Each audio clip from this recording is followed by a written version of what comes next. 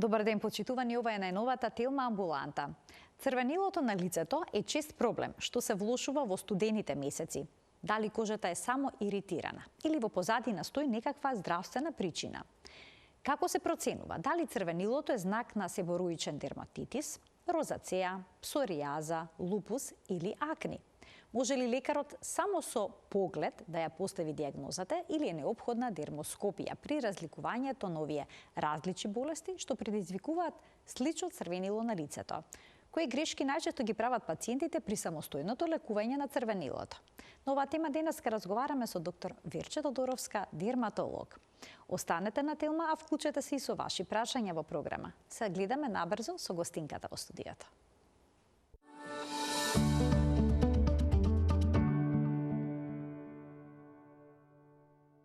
За црвенилото на кожата на лицето денеска зборуваме со доктор Верче Тодоровска, дерматолог во Дерманова. Докторке, добре ни дојдовте и добар ден. Добро ве најдов, благодарам за поканата, секогаш ми е задоволство. Дали миењето на лице со сапуни и агресивни средства за хигиена може да доведе до црвенило на кожата во лицевата регија?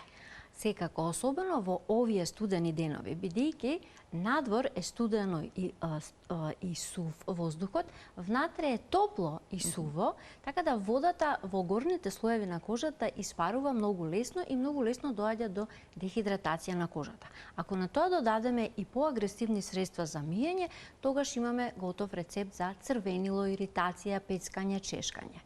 Тоа може да се јави кај било која кожа. Сега замислете ако таа кожа има и некоја генетска предиспозиција или одредено заболување поради која што тој заштитен хидролипиден филм е малку дефектен, односно недоволно ја заштитува кожата. Во тој случај имаме и поинтензивно црвенило. На почетокот и кај бројни дерматози или во одредени ситуации, да речеме црвенило, може да се јави краткотрајно, минливо, како резултат на топлина, како резултат на одредени работи кои што ги внесуваме преку исхраната, например алкохол, пикантно, луто, топли пијалаци, или пак при одредени емоционални состојби, на срам, на стрес и слично. Меѓутоа, доколку тоа црвенило и понатаму перзистира, тогаш треба да обрнеме внимание и да размислиме која би била причината, бидејќи причините може да бидат само, да речеме, одредени иритабилни состојки во надворешноста, значи од надвор предизвикано, меѓутоа може да бидат и одвнатре или кај одредени системски или локални заболувања. Значи не представува проблем краткотрајното црвенило, доколку некој при возбуда, например, при трема стане црвен во лицето. Или пак ако се напие чашка алкохол и се вцрви. Ако јаде зачидената храна и добие црвена боја на лицето, тоа не е страшно. Минливи состојби и обично се повидливи кај лицата кои што имаат посветол тен или се понежни со кожата, потенка кожа, едноставно капиларите се шират и тоа го дава црвенилото. Меѓутоа, ако имаме дополнителни воспалителни процеси во кожата, значи кај одредени дерматози, како што се розацеа, себореа, псоријазата, атопичниот дерматит особено, тогаш тие црвенила се подолготрајни и доведуваат и до промени на кожата. Промените во лицевата регија се многу слични, мислам, кај различни кожни заболувања многу слично изгледаат. Затоа е многу важно да направиме добра диагностика. Бидејќи кај едно, да речеме кај едно детенце, многу често гледаме знаци на атопичен дерматит или сувост на обравчињата, црвенило, перутање и тоа е, да речеме, најчестата дерматоза. Меѓутоа, тука може да се провлече некое инфективно заболување, например црвенило како шлаканица кога е удрена на лицето, се јавува кај одредени вирози, кај еритема инфекциозум, кај морбили исто така. И една од често промашуваните диагнози на лицева регија кај дечиња е габична инфекција, која што може да се провлече како сувост или атопија, а бара сосема поинаква терапија. Така да тука е битно е разграничувањето, диференцијалната диагноза добро да се постави, бидејќи терапиите може да бидат сосема различни и наместо да смират, може да влошат одредена состојба. Споменавте дека студот може да предизвика црвенило на лицето. Да. Дали е тоа генетски предиспонирано? дека бидејќи некој веднаш што ќе излезе надвор, кога е студено времето, се вцрвува. Па генерално тоа зависи до чувствителноста на кожата. Да речеме, атопијата е пречувствителна кожа. Себорејата исто така ја рангираме во една конституционална пречувствителност. Бидејќи одбранбените механизми на кожата, кај тие лица не се доволни за да ја заштитат од негативните надворешни влијанија.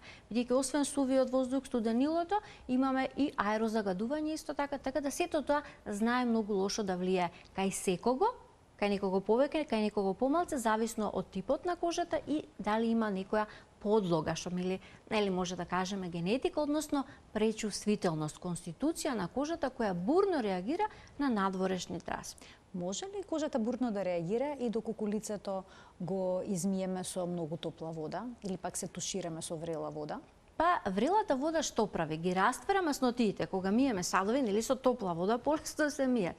Така и лицето, оној заштитен хидролипиден масен филм се многу полесно се раствара и се одстранува. И кожа со топла вода. И така кожата останува соголена и ја нема својата заштита. Водата полесно ја напушта од тие горните слоеви. Се билдаат мртви клетки, суви клетки, ги затнуваат поред и се јавува едноставно едно црвенило, порозност, пецкање, жарење.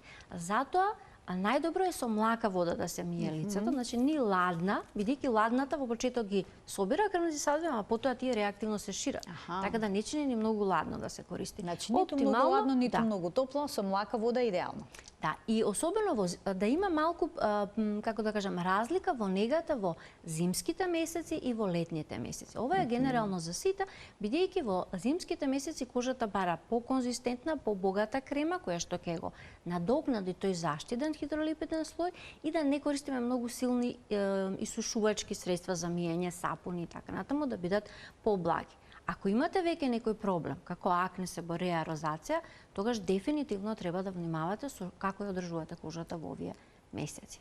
А колку често во вашата пракса се среќавате со црвенило на кожата на лицето кој што е последица од преагресивна нега?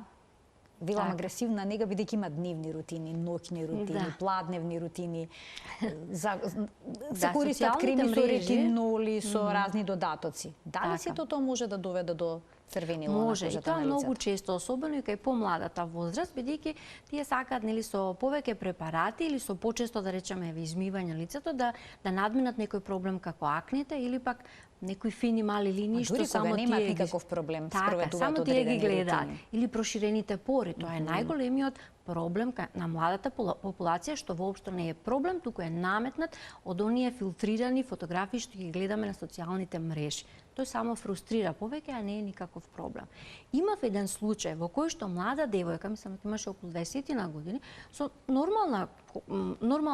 нормален тип на кожа, да речеме, со Т-зона, од претерано користење на ретиноли, серуми, додатоци, имаше веќе така нарушен микробиом, кожата беше сува, перутава и имаше секоја поричка беше исполнета со едни мали жолтеникави кератински елементи кои под дермоскоп се гледаат како мали, тоа се микроорганизми, тоа е така наречениот демодекс, кој што е еден од знаците на розацијата. Значи, гледаме појава на сосема нови елементи, толку е нарушена, значи пореметена таа микрофлора, да едноставно развиваме еден вид на розација кај сосема млада особа кај која што не би очекувале такво нешто.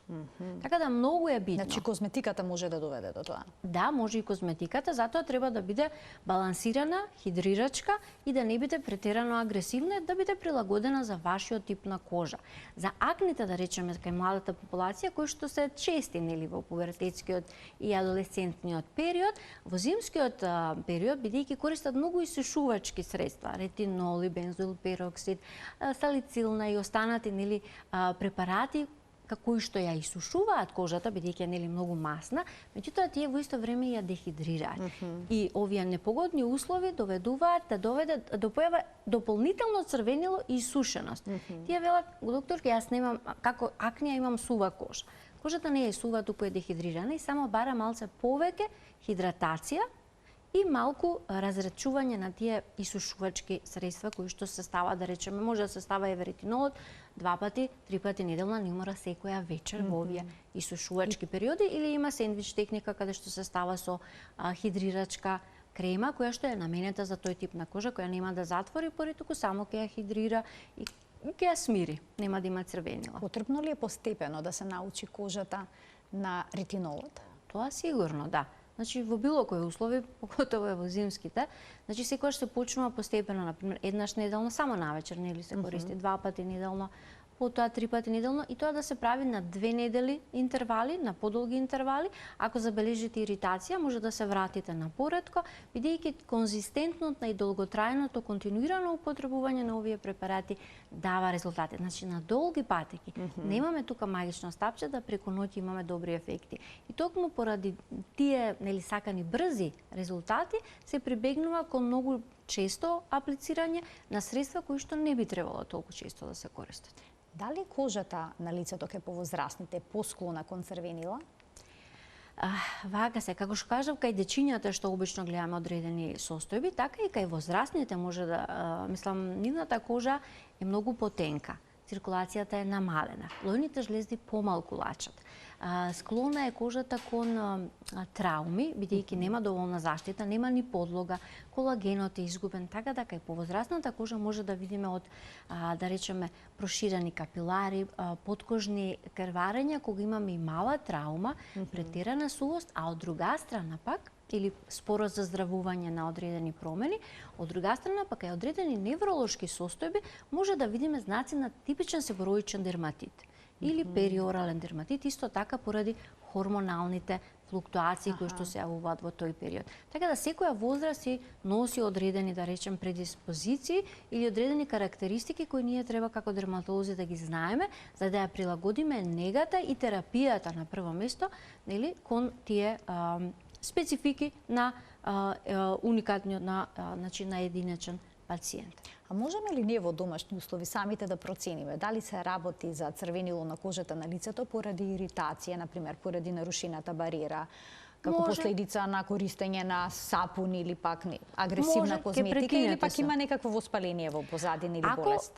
Значи, првиот, како да кажам, чекор би бил прекинување на можната иритабилна состојка, да не се користи и да се користат, да се исклучи и да се малце да се збогати кремата да се користат оние репаративни на база на глицерин, хиалурон, сквален, сега церамиди, значи има доста такви средства кои што се вика за репарирање на кожната бариера, модерно да се изразиме. Така да, меѓутоа, и тоа би требало да биде 5 до 7 дена.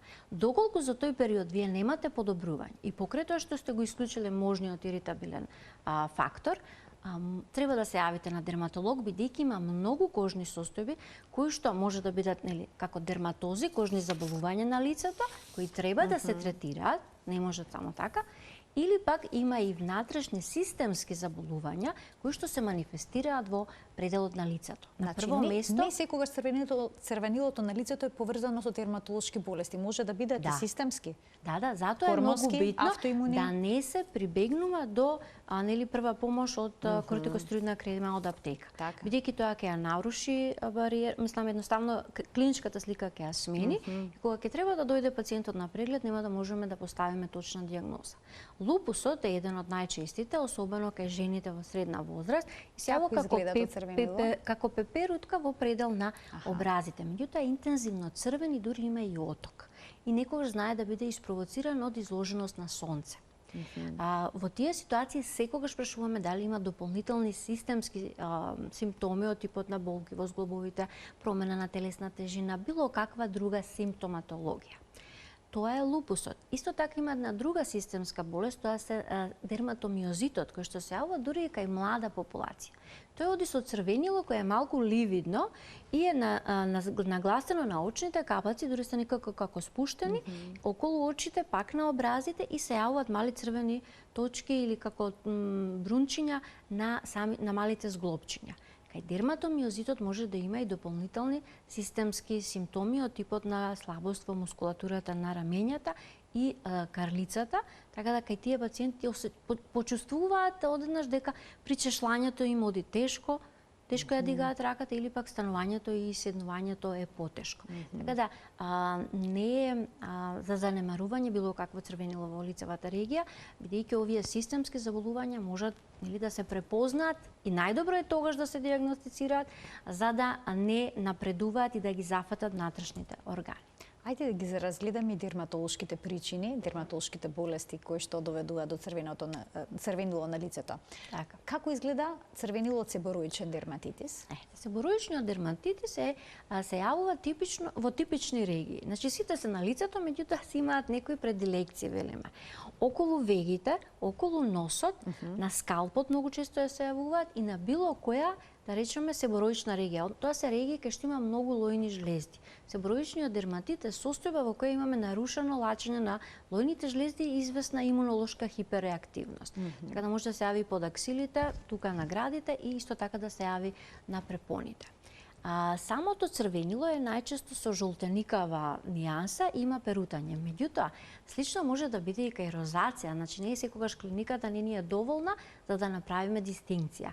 Затоа дермоскопот во последно време, иако првично беше измислен и направен, конструиран за детектирање на кожните карциноми, било кој тумор на кожата, сега го користиме во секојдневната пракса за сите заболувања. И многу ни помага особено за овие лицеви дерматози, бидејќи терапијата е сосема различна. Вие кај себороичен... А црвенилата се слични? Слични се многу. Кај себороичниот дерматит доколку може да дадете кортикостероидна терапија и слично да се повлече па пак да се врати, што е најчесто случај, меѓутоа кај розацијата, кај периоралниот дерматит, тоа ќе направи катастрофа. Што е тоа розација? Влошување. Розацијата е исто така една хронична воспалителна болест на пилосебацијалната единица, ние викаме, тоа се лојната жлезда и влакнинцата, која што исто така се јавува во центрофацијално, значи на лицето, на образите, на носот, на челото.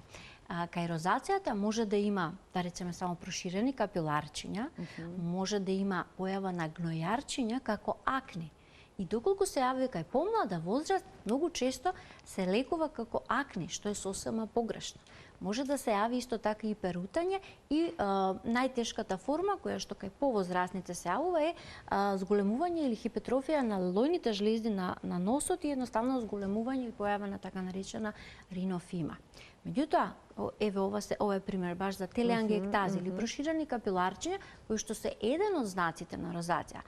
Меѓутоа, ако се појават пустулчиња или тој паразитот, односно микроорганизмот демодекс, кој што ја прави кожата да биде како рапава на допер и многу сува ја чувствуваат пациентите.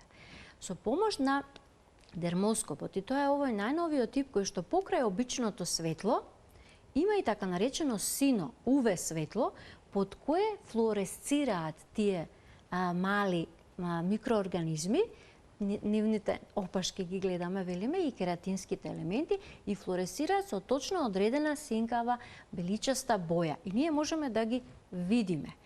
Кај себороичниот дерматит такви структури не гледаме, напротив, кај нив порите се богати со себум, кој што со себе има еден друг микроорганизам, маласесија, која што ја уништува како да кажам, доведува до воспаление и регијата кај што имаме себореја едноставно флуоресцира поинаку од останатата нормална здрава кожа.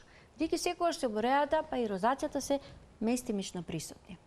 Најинтензивно црвенило може да видиме кај така наречената стероидна розација, која што настанува поради злоупотреба на кортикостероиди. Ова е многу чест проблем, бидејќи пациентите, лицето нели ни е, како да кажа, нашата лична карта, нашиот интерфейс со околината и се што се случува на лицето, веднаш се гледа. Секој сака нели да добие брз ефект. Кортикостероидните креми често се злоупотребуваат бидејќи веднаш го намалуваат црвенилото. Пациентите се навикнуваат, ке стават еднаш-два пати, после некој време црвенилото се враќа и така со години. И во еден момент веќе кожата не може да реагира на таа кортикостероидна терапија, едноставно остануваат капиларите проширени и црвенилото е многу јасно изразено. И кога ќе видите пациент кој што е целиот црвен, буквално како да е запалена кожата. И таа е најтешка за третирање, а исто може да се дијагностицира со помош на дермоскопот. Затоа апелирам да не се земаат на своја рака. Тие се навистина магично стапче, лек на избор за многу дерматози, Меѓутоа треба да бидат дозирани, да бидат употребувани по препорака на дерматолог. Со Обично колку соодветна време? јачина, со соодветен тип, значи имаме гел, емулзија, маст. Ние знаеме да процениме на лицето особено што може да дадеме, а што не, во која мера. Најчесто ги даваме, на пример, имаме псоријаза во лицева регија, дискоиден лупус, кој што не е системски, а многу личи на себореја. Значи, ако вие почнете со третирање и гледате нешто се појавува, се губи, се појавува, обично пациентите доаѓаат веќе после извесен период. И тогаш е многу потешко да се постави дијагнозата. Затоа подобро пробајте емолиенти, ако имате црвенило. Објаснете им на гледачите што се тоа емолиенти се кремички, значи средства кои што ја враќаат хидролипидната бариера. Има 3 вида. Едните се, еве замислете ја кожата како ѕид со цигли. Најгорниот слој, оној површниот струј од мртви клетки, кај што обично, ајде да почнеме од најдолу ствари, базалните клетки кај што водата ја црпи, нели, од самата внатрешната од организмот, водата ја црпи преку крвните садови и во тој дел обично додаваме, значи, хумектанти, како што се хијалуронската киселина, глицеринот, кои што ја задржуваат водата во долните слоеви на кожата, за да не се исуши.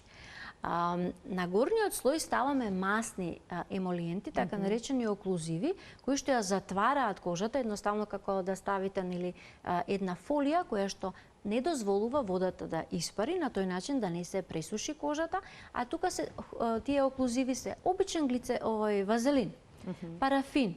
Значи тоа се средства кои што или пчелениот восок, значи средства кои што или масла одредени не дозволува да испари кожата, водата од кожата. И со тоа спречува пресушување. А помеѓу тие два слоја имаме тули, меѓу тулите се церамидите, кои што буквално како малтер го прават тој заштитен слој да не може водата да напушти. И со тоа ќе имаме, нели, добро хидрирана кожа, мека, која што нема лесно да се вцрвенува. Ќе ги вклучиме и гледачите. Почитувани од овој момент, емисијата е контактна. Доктор Верче Тодоровска, дерматолог, е нашата гостинка. Таа ги појаснува сите аспекти кои што се поврзани со црвенилото на кожата на лицето. Споменавте дека понекогаш кожата е иритирана од одредени микроорганизми, паразити. Фактички, да. Од каде тие потекнуваат? Дали од нашата микрофлора, па со нарушената бариера на микроорганизмите кои што живеат на неа доаѓа до експанзија, односно до размножување на овие микроорганизми, или се заразуваме со нив? Од перниците, од душиците? Не се работи за инфекција. Значи, нашата кожа има многу широк, многу богат микробиом и точно знаеме што може да очекуваме во поричките, каде што и лојните и потните жлези го излеваат својата содржина, својот продукт. Например, кај акните, значи во таа пилосебацијална единица имаме пропиони бактериум акнес, односно кутибактериум акнес, тоа е бактерија која што се намножува кога имаме појава на акни. Таа флуоресцира црвено под ова UV светло под термоскоп и ни покажува да видиме дали имаме акне и шлези или можеби се работи за розација. Кај розацијата имаме демодицидоза. Тоа е тој паразит, односно микроорганизам, кој што е нормално присутен, меѓутоа во услови на добра подлога, значи генетика, светла кожа, светол тен, едноставно наследност, се намножува и тој флуоресцира беличесто сино. А маласесија фурфура е она габичка мала, една, како да кажеме, тоа е исто микроорганизам кој што е нормално присутен на нашата кожа, меѓутоа кај себорејата се намножува и ги прави тие лушпи, перутања и исто така флуоресцира беличесто, односно во тој дел кај што имаме маласесија или активна себороична реакција, тој дел не флуоресцира воопшто. И тоа многу ни помага во поставување на точната дијагноза. Значи не може да се постави дијагноза само со поглед на пациентот? Па не. Во многу случаи лесно може да се направи грешка. Така, ќе ги вклучиме гледачите. Добар ден за првиот од нив. Добар ден, поздрав до Телма. Ви благодарам, повелете. Пред 20 дена има под лактот добив овчка сипаница. А првиот плик што беше се уште стои. Почав личај, а другите више загинаа. Дали нешто може да добијам по... Добивте овча сипаница сега, на оваа возраст? Значи не сте прележале во детството? 70 години сум стар Може да е 70 херпес години, зостер. од Аха.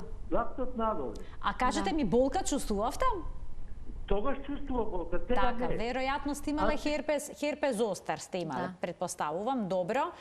Објаснете и сега кој е линкот помеѓу Да. варичела и херпес зостер и што може се направи во овој случај? Херпес зостер е всушност локализирана сипаница која што се појавува кај лица што во детството имале прележано варичела и при пад на имунитетот, особено во подознашна возраст, се реактивира вирусот, се шири по нервите. И затоа Така. обично зафаќа само оној дел што еден нерв го обслужува, например како кај него под лактот, или може само едната страна, бидејќи нервот оди само еднострано. И локално, како локализирана овча сипаница, како што каже и пациентот, значи имаме урчиња, се претвораат во гнојави, со гнојава содржина може да се инфицираат, така да многу е битно во периодот на заздравување да се користи и локален антибиотик, а потоа средства кои што ја промовираат регенерацијата. На база на церамиди, сентела азиатика, бета-глукан, значи се тоа средства кои што помагаат за заздравување. Штом болката престанала, тоа е најважно, кај херпес зостер да не остане онаа постхерпетична неуралгија која што е многу тешко се купира и може многу да делува на намалување на квалитетот на живот. А кожата ќе застрави, само да нема некоја инфекција, нешто да не е искомплицирано. Може ли да се повтори? Колку што го разбрав гледачот Не и би од тоа требало. стравуваше? Не би требало да се требало. повторува, порано учевме дека херпес зостер се добива само еднаш во животот, ама сега некако се изменија работите. Така, порано се сметаше дека херпес зостер и само возрастни лица добиваат, сега се покажува Нема дека и кај правила, бидејќи младите. е поврзано со имунитетот и со вирусите. Ајде да вклучиме уште еден гледач. Добар ден. Добар ден. Во програма сте, повелете. Поздрав за турката и до вас. Ви благодарам. Сега вака да кажам до турката. Многу ни излагат бубулици на лицето, колку е септа на 70 години. Што е проблемот да ми објасни? Да немате некој прашање. Една работа тоа. Втора работа. Има тука на страната нешто као само на едно место и ме чешаше му. Као суво така као да цикарита. Сега на раката ми излезе тоа тука овде отпадава, ама ништо нема ни црвенило, ништо, само така ме чеше. Да ми објасни што е се тие работи. Така, ви благодарам за вклучување во програма. Можете да појасните без преглед конкретно што се работи? Може да дадам одредени опции кои Така, би биле во добре. игра, бидејќи значи бубулици во на нели подознешна возраст може да се појавуваат баш класични акни, доколку е многу масна и активна кожата, меѓутоа многу почесто се работи за розација. Имав еден пациент кој што 6 месеци беше лекуван како локална инфекција, бидејќи имаше големи гнојарчиња, особено околу носот и на челото. Кога дојде кај мене, со помош на овој дермоскоп, уклучивме системска терапија која делува на демодексот и на инфламаторниот процес, плюс локална терапија, има еден ивермектин во локална форма, кој што исто така многу успешно делува на демодексот и за 2 недели имавме многу значително подобрување. Така да кај пациентот може да се работи за розација, треба да се види. А во однос на тие мали делови што чешат, може да бидат од сувосна кожа, може да се работи за кератози, значи да се проба со обичен вазелин, нешто што ја намастува кожата, бидејќи возрастната кожа нема доволно ниту циркулација, ниту активни лојни жлези за да ја подмачкуваат и многу лесно се јавува тоа чешање кој што знае да биде голем проблем кај возрастните. Уште еден гледач ќе вклучиме. Добар ден. Се исклучил гледачот, добро. Сите овие состојби веќе споменавте дека бараат различен начин на третман. Но може ли црвенилото сепак да остане траен проблем? Да, ако имаме проширување на капиларите или ако воспалителната дерматоза е толку активна и едноставно не може да се стави под контрола. Да речеме, вика истероидната розација е многу тешко да се реши, бидејќи кожата е навикната.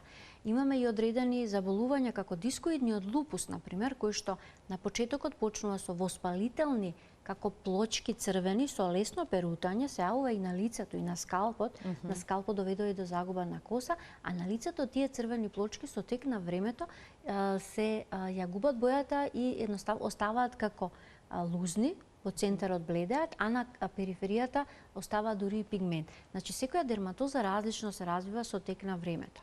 Кај розацијата најчесто телеангиектазиите остануваат како траен проблем кој што може да се реши само со ласери, бидејќи еве како во примерот гледате зелени очи, сини очи, бела кожа, тие се најчестите тие фототип на кожа кој што развива розација.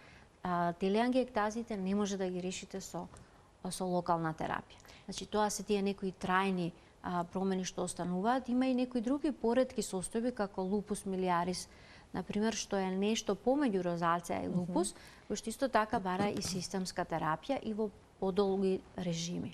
Дали долготрајното црвенило на кожата доведува и до нејзини промени, например, задебелување на кожата, или пак таа да добие некој траен розеникав, трајна розеникава битна е причината. пребоеност? Например, и себорејата, и розацијата се хронични заболувања кои што се влошуваат во услови на студено време, студен воздух, користење на пикантна, кисела, лута храна баш овој период, нели, што погодува, ветровито време исто така ги влошува. Меѓутоа во одредени периоди тие се сосема мирни, така да кожата со соодветна нега може да се држи во добра кондиција. Иако вие имате себороичен дерматит или имате розација, со тоа што незината чувствителност не може да ја смените, бидејќи тоа е во генетиката. Акните исто така, нели, се јавуваат, се губат, меѓутоа најчесто се губат веќе, нели, после адолесценцијата, а овие две се баш хронични. Лупусот, веќе рековме, системски, периоралниот дерматит исто така многу често се јавува и се губи. Тој се јавува околу устата, може да се јави и околу очите и околу носот како мали ситни жолтеникави, како врв од топуска, од игла, пустулчиња ги викаме. Не знаеме точно која е причината, се смета дека е пак некој нарушување на микробиомот, некој хормонален дисбаланс, пад на имунитетот, изложување на иритации, например кај дечиња што користат овие инхалаторни кортикостероиди може да се јави како провокативен фактор. Потоа оние што користат флуорирани пасти за зъби, може да се јави исто така едноставно и при пад на имунитетот и е исто така многу хронично, а не трпи кортикостероидна крема. Значи, ако тука ставите кортикостероидна крема, имате драстично влошување и потешко лекување понатаму. А дали раната псоријаза исто така дава црвенила на лицето? Да. Псоријазата особено може да се манифестира на почетокот, дури да не може да ја разликувате од атопичен дерматит, особено ако е кај дете и се јави на лицето. Може да се јави, например, околу очните капаци. На почетокот лицето баш како лишај, како сува црвена кожа која чешка. Може да се јави под капакот, може да се јави на скалпот. Исто така и атопичниот дерматит. Тука ни помага дермоскопот, бидејќи кај псоријазата гледаме само точкасти крвни садови кои што се дифузно распределени низ целата промена и мало перутање кое што е најчесто исто така дифузно. Додека кај атопичниот дерматит имаме друг тип имаме исто така точкасти крвни садови, меѓутоа тие се дифузно распределени и имаме серохеморагични крусти, односно жолти лушпи. Исто така псоријазата на скалпот флуоресцира розеникаво. Исто, значи себореја и псоријаза исто така не може да се разликува. Така да, ако имате било какви промени на лицето од овој тип, дури дискоидниот лупус може да почне како една црвена плака која што има лушпи бели врз неа. Сега вие треба да разликувате дали е псоријаза, дали е атопија, дали е себороичен дерматит најобичен. Затоа е битно докторот дерматологот да ја направи проценката во моментот кога започнува промената на лицето, бидејќи тогаш е највалидна, како да кажам, без третирање и така натаму. Може да се почне само со емолиенти, како што веќе објаснивме, бидејќи од нив нема штет, може да помогнат, особено од тој предел околу очите, ама и претходно, како што кажавме, нели може да има дури дерматомиозит. Имав пациентка која што неколку години била третирана како контактен, иритантен дерматит од козметика, од шминки, само очите и се црвени, капаците паѓаат и на крај, всушност, кога ја распрашав убаво, дали имате дополнителни симптоми, што се случува, како се случува, дојдовме до вистинската дијагноза, која што можела многу порано да се детектира и лекува соодветно. Во која фаза од болест или пак во која фаза од црвенилото на лицето обично доаѓаат пациентите на преглед? Дали во почетната или веќе откако ќе биде тоа интензивно, па ќе има дополнително воспалување? Да. Тоа зависи од самиот пациент. Има пациенти кои што буквално доаѓаат на преглед и при појава на една точка, да речеме при многу дискретен наод. Меѓутоа повеќето се како да кажам, се базираат на социјалните мрежи, на интернетот, ChatGPT го прашуваат за првите. Кои се најчестите грешки што ги прават кога Па, се третираат во домашни услови. Кортикостероид користат? Да, тоа е најголемата грешка што може да ја направат. И затоа велам подобро пробајте со вазелин, најобичен, линолинска киселина, овие церамиди, значи оние креми што се за нега на раце, на лице, за дечињата што ги користиме, дури млекото за тело може да се стави на лице, отколку да се стави кортикостероидна крема. Бидејќи само ќе ја замеша работава и од, како што видовте, од оваа широка гама на лицеви дерматози, ќе ни биде потешко да ја поставиме баш на најточната дијагноза и соодветно со тоа и третманот ќе биде поуспешен. А што е со народните лекови? Некои кога ќе забележат црвенило на лицето, стават облоги со чај, може камилица, не може да нат, меѓутоа таа исушува после некое време. Подобро ставете Павловичева или вазелин, да речеме, може малце да ја омекне кожата, доколку е само резултат на некоја локална и, како да кажам, времена иритација поради сувоста на воздухот или студеното време или нешто што сме изеле. Мада многу често имаме и контактни иритантни дерматити, ете тоа не го спомнавме, кои што се јавуваат исто така на лицева регија, бидејќи тие се обично оние хемиски средства што испаруваат и најчесто на крајот на денот се таложат на капаците и на лицето. И може да ги видиме како едно црвенило, сувост, најчесто имаат и печење и чешкање изразено. Меѓутоа, сепак тука анамнезата исто е многу битна да го распрашате пациентот што работел пред да се појави црвенилото, дали користел одредена нова косметика, особено околу очите, кај жените, или имаме доста такви препарати, или користел латекс ракавици, или користел оние ацетони за лак, или пак се лакирал со некој лак кој што испарува и едноставно довел до таква промена. Во тие ситуации даваме смирувачка терапија, бидејќи тоа се работи за дерматит, воспаление, која мора да се стабилизира и потоа ги правиме соодветните алерголошки тестирања за да дознаеме на што изреагирал пациентот за да не му се случи повторно. Така. Значи клучна е правилна дијагноза за да се спроведе соодветно лекување. Доктор, ќе ви благодарам многу за вашето денешно гостување во Телма амбуланта и што проговоривме за оваа тема, за еден проблем кој што е релативно чест меѓу луѓето. Можна чест и пак ја апелирам, доколку имате било каква промена, дојдете прво на преглед и потоа полесно ќе биде лекувањето. И дермоскопот е всушност дермоскопот е златен стандард за во дијагностиката на кожните заболувања, дури и кај црвенилата на кожата. Да, не е само за карциномот на кожа и тука не докажав дека одредени црвенила во лицева регија може да бидат актинични кератози, преканцерози, па дури и карциномот да наликува на бубуличка. И пациентите да кажат, а тоа ми е бемка одамна ја имам или тоа ми е бубуличка, ама еве нешто расте, уствари е базоцелуларен карцином. Така да значи одговорот е во дермоскопот, односно тој што гледа со дермоскопот. И неговата едукација во таа област. Ви благодарам уште еднаш за вашето гостување во емисијата. Ким се заблагодарам и на гледачите што беа заедно со нас од самиот почеток до крајот на ова издание на Телма амбуланта. Почитувани, ви посакувам пријатен ден.